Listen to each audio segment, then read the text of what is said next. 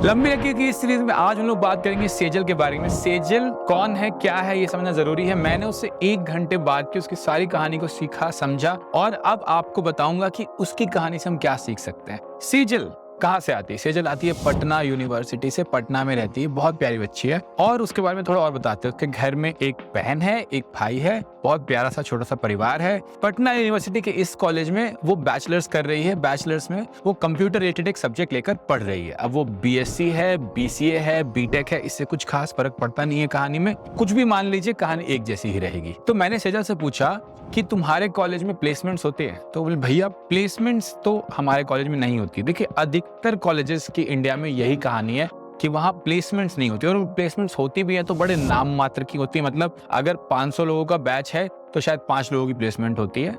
हो सकता है एग्जैजरेशन हो सकता है नहीं हो, बट अधिकतर जगह अगर आप टॉप 1% कॉलेजेस हटा दो तो उसके बाद प्लेसमेंट्स कहीं भी नहीं होती है। फिर मैंने सेजल से पूछा कि अच्छा तुम्हारे यहाँ पढ़ाया क्या जाता है, ये बताओ। सोचता है भैया पढ़ाना ठीक ठाक है। पढ़ाना ठीक ठाक है मतलब जो सिलेबस है वो ठीक है। नेटवर्किंग पढ़ाते हैं भैया, ऑपरेटिंग सिस्टम पढ़ाते हैं, डेटा स्ट्रक्चर भी थोड़ा पढ़ाते हैं। मुझे भी इंटरेस्ट आया, अच्छा डेटा स्ट्रक्चर में क्या पढ़ाते हैं? तो भैया ठीक ठाक चीजें पढ़ा देते हैं, क्यू पढ़ा देते हैं, ट्री पढ़ा देते हैं और थ्योरी सबका कवर कर लेते हैं। अच्छी बात है। कैसा पढ़ाते हैं टीचर्स? देखिए भैया टीचर्स को बहुत नहीं आता है, उनको बहुत प्रैक्टिकल एक्सपीरियंसेस नहीं है, पर अपने साइड से वो पूरा ट्राई करते हैं कि अच्छे से पढ़ा सके जितना उनको आता है। तो अच्छे टीचर्स हैं, अच्छा कोर्स है। लेकिन मुझे भी ये समझ में आता है भैया कि जब मैं इस कोर्स में भी गई कि सिर्फ इतने से काम नहीं चलेगा। मैंने कहा इसके पहले कि हम आगे बढ़े, सेजल थोड़ा अपनी फैमिली के बारे में बताओ कि कैसी फैमिली है, क्या आपके पास बहुत पैसे हैं, बहुत रुपए हैं, क्या सीन है आपका? तो सेजल बोलती है देखिए भैया एक लोअर मिडिल क्लास फैमिली जैसी होती है वैसी है। खाने पीने का प्रॉब्लम नहीं है, घर वर ठीक ठाक है,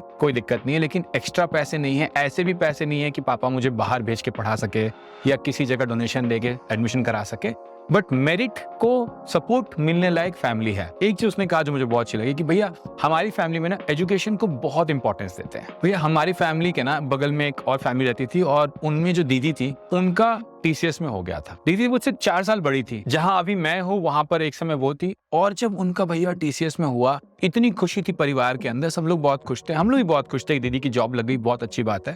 पर उसके बाद मैंने दीदी को और दीदी की फैमिली को चेंज होते हुए देखा और मुझे ये समझ में आया कि भैया एक जॉब से सिर्फ मेरी जिंदगी नहीं बदलेगी, मेरे फैमिली की, मेरे छोटे भाई बहनों की, सबकी जिंदगी बदलेगी। अभी मैं दीदी को देखती हूँ इंस्टाग्राम पे, विदेश जा रही हैं, उनको डिप्लॉयमेंट मिला है, बहुत अच्छी जिंदगी हो गई और सबकी जिंदगी, अंकल की, आंटी की, सबकी लाइफ बहुत चेंज हुई। और ये सच बात है। देखो अगर हम लोग ध्यान से देखें तो हमारे आसपास ऐसे बहुत सारे भैया दीदी हैं जो टीसीएस में गए, इन्फोसिस में गए, एचसीएल में गए, 2-4 साल बहुत मन लगा के जॉब किया, फिर उनको फॉरेन डिप्लॉयमेंट मिला, वहां गए, वहां से वो विदेशी टॉफियां लेकर आते हैं और फिर वापस आते हैं, सेविंग्स करके अपना एक घर खरीदते हैं। आंटी आपको सुनाती हैं, बताती हैं कि देखो गया था ना बिट्टू वहां, तो वापस आया है, तो घर खरीद रहा है, तो अब हम लोग जा रहे हैं गरीब पूजा करने। तो ये इंडियन लोअर मिडिल क्लास की कहानी है। इंडिया में मुझे ऐसा लगता है कि सबसे बड़ा रिवॉल्यूशन यही है, आईटी सर्विसेज रिवॉल्यूशन। हर कोई जो आईटी में घुसा है, देखो आईटी सर्विसेज का सबसे अच्छी बात क्या है कि वो आपका बैकग्राउंड ज्यादा नहीं पूछता, कुछ भी नहीं पूछता।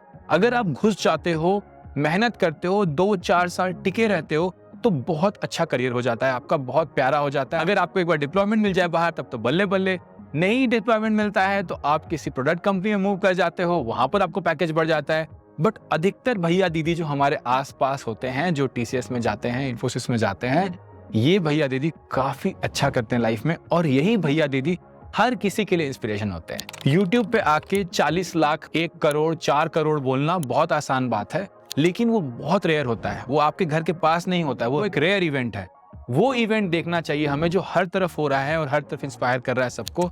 एक फार्मर का बेटा हो, एक रिक्शा चालक का बेटा हो, किसी का बच्चा हो, बेटी हो, जब टीसीएस में उनकी जॉब लगती है ना भाई, पूरा मोहल्ला सेलिब्रेट करता है। तो सेजल के साथ भी यही था। सेजल की एक जो पास की दीदी है, उनका जॉब लगा, काफी इंस्पायर्ड है। तो लड़की बहुत मेहनत करती है इस चीज को लेकर। तो सेजल के पास में जो दीदी इतना अच्छा कर रही है, इसको देखकर, क्योंकि ये घर की बड़ी बेटी है, घर वालों को उम्मीद इससे भी है कि ये भी अच्छा करेगी, भाई बहनों को भी उम्मीद है कि दीदी अच्छा करेगी। दीदी पढ़ने में होशियार भी है। तो दीदी जाती हैं कॉलेज पटना यूनिवर्सिटी के, अपने हिसाब से खूब मेहनत से पढ़ती हैं, सी भी पढ़ती हैं, जावा भी पढ़ती हैं। बट इनको ये समझ में आता है, सेजल को ये समझ में आता है कि सिर्फ इतने से नहीं होगा, जितना पढ़ाया जा रहा है कॉलेज में सिर्फ उससे नहीं होगा, तो कुछ और भी करना होगा। तो उन्होंने फिर यूट्यूब पे सर्च किया, उन्हें एक तने भैया मिलते हैं और वो उनके जावा स्क्रिप्ट के जो वीडियोस होते हैं उनको देख के बनाना शुरू करती है, उनको बड़ा मजा आता है। तो मैंने सेजल से पूछा कि अच्छा जब तुम C++ और जावा ये सब कर रहे थे तो जावा स्क्रिप्ट में इतना मन क्यों लगा, वेब डेवलपमेंट में इतना मन क्यों लगा? तो बोला देखिए भैया, कर तो रहे थे, सब बना तो रहे थे, लेकिन वेब डेवलपमेंट का ना जो भैया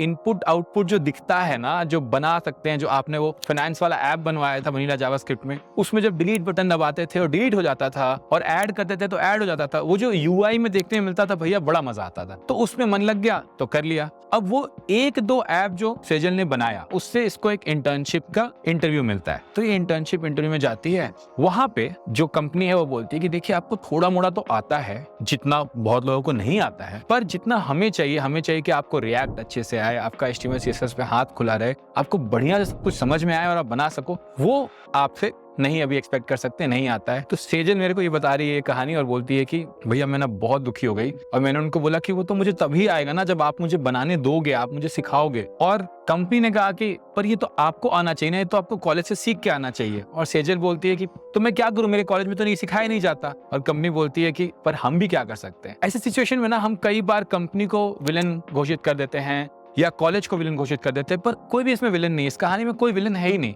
देखो कंपनी को कंपनी चलाना है, उसको एक्सपीरियंस लोग चाहिए, उसको ऐसे लोग चाहिए जिसको आता हो। कॉलेज अपने हिसाब से पूरा हाथ पांव मार रहा है, इतना आसान नहीं है हर टीचर को वेब डेवलपमेंट या न्यू टेक्नोलॉजी में तुरंत ट्रेन कर देना, सिखाना, उससे बच्चों को तुरंत कोर्स चेंज कर देना, ये सब इतनी आसान चीजें नहीं है, टाइम लगता है। और सेजल भी क्या करे, वो भी चाह रही है कि अच्छा करे, बट अभी उसके पास इतना टाइम नहीं है। तो वो फिर से अपने बारे में सोचती है कि क्या करें, हम बैचलर्स में हैं, एक और ऑप्शन बचता है ना। देखो हर बच्चे के पास जब वो कॉलेज में होता है, अगर उसके कॉलेज में प्लेसमेंट नहीं हो रही है तो दो ऑप्शन होते हैं। पहला ऑप्शन होता है कि वो किसी एक बहुत अच्छे टेक्नोलॉजी में जिसमें बहुत सारा डिमांड है मास्टरी कर ले। ये टेक्नोलॉजीज क्या हो सकती है, कुछ भी हो सकता है, क्लाउड हो सकता है, डेवऑप्स हो सकता है, एंड्रॉइड डेवलपमेंट हो सकता है, iOS डेवलपमेंट हो सकता है, बैकएंड डेवलपमेंट हो सकता है, और मेरा personal favourite front end development, full stack development, web development भी हो सकता है। तो आप इन टेक्नोलॉजीज में मास्टरी कर सकते हो। प्रॉब्लम क्या होता है कि जब आप कॉलेज में होते हो कई बार आपके पास टाइम नहीं होता है, आपको ये सपोर्ट सिस्टम नहीं मिल पाता है, आपको पता नहीं होता है कि कितनी मास्टरी करनी है, कैसे करनी है, कब करनी है, क्या करना है।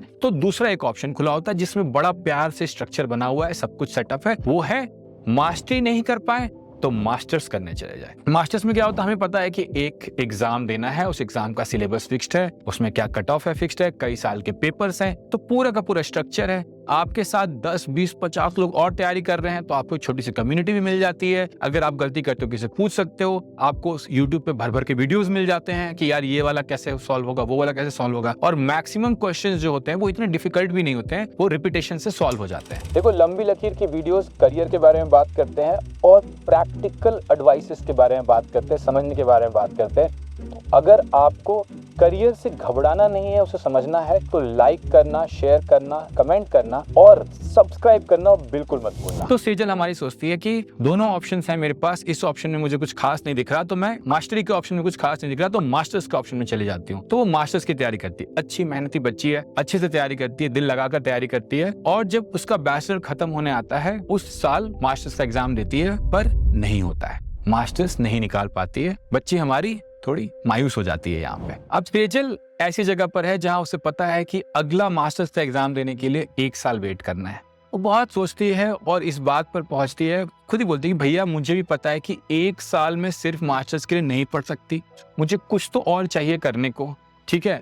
तो मैंने सोचा कि वो जो मास्टरी वाला रास्ता था वो ट्राई करते हैं, वाइल मास्टर्स का ऑप्शन ओपन रखते हैं, मतलब मास्टर्स की तैयारी करते रहते हैं और मास्टरी में भी कुछ करने की कोशिश करते हैं। तो वापस जाते हैं कहाँ, उनको याद आता है कि अरे वेब डेवलपमेंट से हमें प्यार हुआ था, 2019 में हमने कुछ बनाया था, ऐप्स भी बनाए थे, तो चलो एक बार देखते हैं। तो वो वापस आती है, इस बार प्रॉपर स्ट्रक्चर समझती हैं कि कितना पढ़ना है, क्या बनाना है, कैसे कैसे पढ़ना है, कितना टाइम लगेगा, और उन्हें अच्छे समझ में आता है कि देखो 8-10 महीने के पहले तो कोई मैजिक नहीं होने वाला है। उसको अपने वो इंटर्नशिप का इंटरव्यू भी याद आता है जहां उसे कहा गया था कि ये चीजें सीख कर आओ, तो कोई मिल गया, मैं जैसे ऋतिक रोशन बोलता है ना कि मैं सीख के आया हूँ, वैसे ही सेजल भी सोचती है कि अब मैं जब इंटरव्यू के लिए जाऊंगी ना तो मैं सब कुछ सीख कर ही जाऊंगी। और सेजल लग जाती है भाई मेहनत करने, बेसिक से समझती है, सब कुछ अच्छे से बनाती है, रूटीन में जाती है और रोज थोड़ा HTML सीखा, फिर CSS सीखा, फिर थोड़ा रिएक्ट सीखा, थोड़ा जावास्क्रिप्ट सीखा, जो नहीं समझ में आया उस पर टाइम इन्वेस्ट किया, लोगों से पूछा, मेरे से पूछा, मेरे जो TAs MAs होते हैं जिनको टीचिंग असिस्टेंट बोलते हैं उनसे पूछा। तो जहां भी उनको प्रॉब्लम होती थी वो तुरंत उसको रिजॉल्व करने के लिए तत्पर रहती थी। प्रोजेक्ट्स बनाया तो काफी सारा टाइम लगाया इस चीज में। तो मैंने फिर सेजल से पूछा कि सेजल, मुझे लगता है कि यार तुमने बड़ी मेहनत की है, ठीक है, मतलब इतना आसान नहीं है इतनी मेहनत करना, 8-10 महीने पढ़ाई करना खुद से, तो तुम्हें लगता है कि कितनी मेहनत कर रही थी, तो क्या प्रॉब्लम्स आ रही थी? तो बड़े प्यार से बोलती है कि अरे भैया इतनी भी कुछ मेहनत नहीं थी, मतलब ठीक है, सुबह उठ के पढ़ना था, दिन भर कोड करना था, महीने निकलने थे, ऐसा सोचा नहीं था कि मतलब बहुत मेहनत होगी। भैया आपको लगता है कि बहुत मेहनत है, बट इतनी मेहनत है नहीं। स्कूल तो हम बचपन से जा रहे हैं, सुबह उठकर स्कूल जाते हैं, जो टीचर बोलता है वो करते हैं, जो होमवर्क मिलता है वो करते हैं, जो प्रोजेक्ट बनाने बोला जाता था वो करते थे। तो भैया आदत तो लगी है, 20-22 साल की ट्रेनिंग है हमारी स्कूल जाने की, क्लास वर्क करने की, होमवर्क करने की, कहीं अटक जाओ तो टीचर से पूछने की, क्लियर से पूछने की। तो भैया कुछ ऐसा बहुत नया नहीं है, एग्जाम देने की, ये सब तो आदत है भैया। एक ही फायदा हुआ भैया कि इस बार मुझे वो स्ट्रक्चर, वो स्कूल जैसा एनवायरनमेंट जो है मिल गया था। तो मुझे पता था कि मुझे जितना जितना बोला जा रहा है हर वीक, हर महीना, उतना उतना पढ़ना है, उतनी उतनी चीजें बनानी है। अटक जाओ भैया तो आपसे पूछ सकते हैं, दोस्तों से पूछ सकते थे, पीयर से पूछ सकते थे। तो वही स्कूल की फीलिंग है। तो आप जो इतना यूट्यूब पे बोलते हो कि बहुत मेहनत है, बहुत टाइम है, बहुत लंबी लकीर है, वो खींचना इतना मुश्किल नहीं है। बस रोज सुबह उठकर बैठ जाना है और उसकी आदत भी हमें है। तो मुझे नहीं लगा भैया, अभी भी मैं वापस सोच रही हूँ, और काफी उसने सोचा भी इस बारे में कि भैया अभी भी मैं वापस सोच रही हूँ, मुझे नहीं लगा कि मतलब इतना कुछ मेहनत है। हाँ, लगे रहना होता है, मन में है विश्वास, पूरा है विश्वास करके आपको रोज सुबह उठकर लग जाना होता है, बट इतना ही है। ठीक है, सेजल की कहानी में अब एक और मोड़ आता है। पढ़ाई तो उसने कर ली, प्रोजेक्ट्स उसने बना लिए, जावास्क्रिप्ट से आता है, रिएक्ट भी उसे आता है, बैकएंड भी उसे आता है, फुल स्टैक डेवलपर बन गई है, अच्छे अच्छे प्रोजेक्ट्स है उसके पास। लेकिन रिसेशन का टाइम चल रहा है, पिछले साल की बात है, और अब उसे जॉब तलाशने हैं, इंटरव्यूज देने हैं। तो वो इंटरव्यूज के लिए जाती है। पहला इंटरव्यू, दूसरा इंटरव्यू, तीसरा इंटरव्यू नहीं होता है। अब मुझे वो बता रही कि भैया कई बार मैंने खुद से बहुत जगह अप्लाई किया, कॉल आया, मैंने 1-2 राउंड दिया, फिर कभी कॉल बैक ही नहीं आया। कई बार भैया उन्होंने मुझे मशीन कोडिंग राउंड के क्वेश्चंस दिए, ऐसे ऐसे प्रोजेक्ट दिए, मुझे बनाने में 2-3 दिन लगे, और उसके बाद जब मैंने सबमिट कर दिया उधर से कभी कॉल बैक नहीं आया। तो मैंने उससे पूछा कि जब ये सब हो रहा था कैसा लग रहा था, मतलब what was your mental state, क्या तुम हताश हो रहे थे, दुखी हो रहे थे, क्या चल रहा था दिमाग में? उसने बोला देखिए भैया, एक चीज मुझे समझ में आ गई थी कि अब मुझे बहुत आता है, इतना आता है कि एज अ फ्रेशर मुझे जॉब मिल जाएगी। क्यों? क्योंकि भैया जहां भी अप्लाई करते थे ना, कॉल बैक तो आ जाता था, प्रोजेक्ट देखते थे लोग, कॉल बैक आता था। तो मुझे पता था कि दुनिया में जॉब्स बहुत है। और भैया आप लोगों ने इतना मॉक इंटरव्यू करवाया था, तो मैं जब इंटरव्यू में जाती थी नहीं होता था तो मुझे लगता था भैया ये भी तो एक मॉक ही इंटरव्यू है, चलो प्रैक्टिस ही तो हुआ, पता तो चला कि ये 4 क्वेश्चंस भी प्रैक्टिस करने हैं। मशीन कोडिंग ऐसा भी हो सकता है। और मशीन कोडिंग राउंड में भैया 2-3 दिन लगते थे, अच्छा ही था। एक बार कोर्स खत्म हो जाता है, एक बार आप सब कुछ बना लेते हो, तो मशीन कोडिंग राउंड आपके लिए प्रैक्टिस ही होता है कि आप कितनी फास्ट बना के, कितना अच्छा बना के उसको दे सकते हो। और उसने बड़ी अच्छी बात कही कि भैया कई बार क्या होता है ना कि हम बहुत नेगेटिव सोचने लगते हैं बहुत जल्दी, और मैं उस नेगेटिव स्पेस में थी पिछले साल मतलब जब मेरा मास्टर्स नहीं हुआ था तो मैं उस नेगेटिव स्पेस में थी। उसके बाद मैंने मन बनाया कि चाहे कुछ भी हो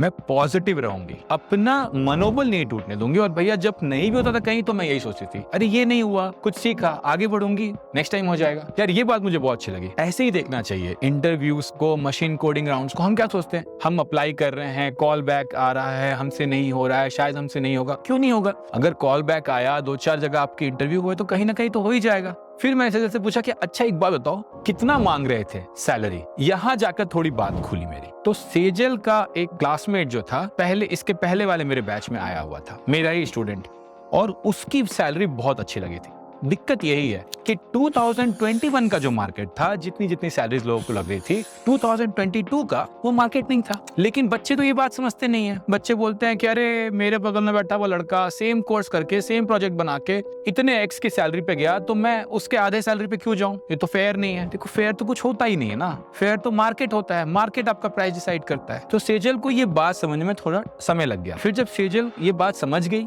कि पैकेज की प्रॉब्लम चल रही है, कॉल बैक नहीं आ रहे हैं, सेजल ने क्या किया, बोला एक्सपेक्टेशन भैया मैंने अपना थोड़ा कम किया, मुझे समझ में आया कि मार्केट की रियलिटी के हिसाब से एक्सपेक्टेशन रखना चाहिए, ना कि मेरे बगल वाले लड़के का कितना लगा था पिछले साल। बिल्कुल अच्छी बात है। उसके बाद सेजल को एक नहीं 3 ऑफर आए थे। कैसे आए, तो उसने कहा कि भैया मैं सब जगह अप्लाई कर रही थी, सब जगह प्रोसेस में थी, एक साथ मुझे 3 ऑफर आया, मेरे को उसमें तो सबसे अच्छा लगा, मैंने वो सिलेक्ट कर लिया। तो अभी मैं बड़े मजे से हूँ, खुश हूँ। कभी कभी वर्क फ्रॉम होम भी कर लेती हूँ। जब ये कॉल हमारी हो रही थी तो एक्चुअली वो पटना में ही थी और 10 दिन वर्क फ्रॉम होम घर से काम करी थी मजे से।